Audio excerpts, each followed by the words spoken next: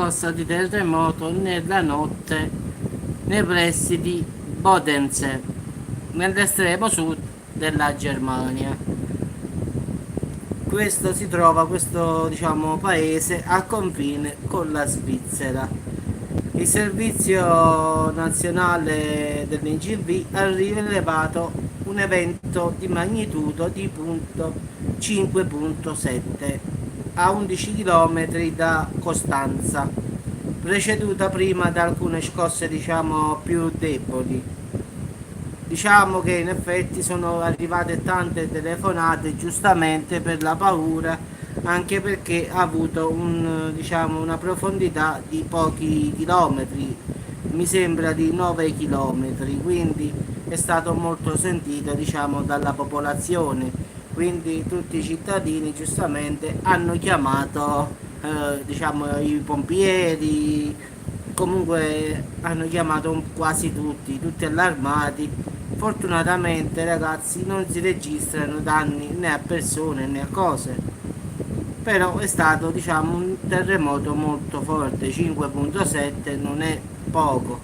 Poi pensando che la magnitudo, diciamo la profondità era anche poca, quindi diciamo che hanno ballato diciamo sicuramente molto.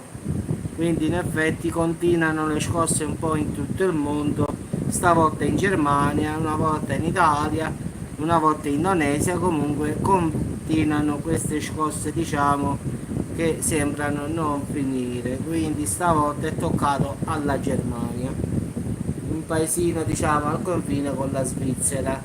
Quindi 10 minuti prima aveva diciamo già avvisato perché aveva avuto delle scosse un po' debole e poi è arrivata questa qui di 5.7.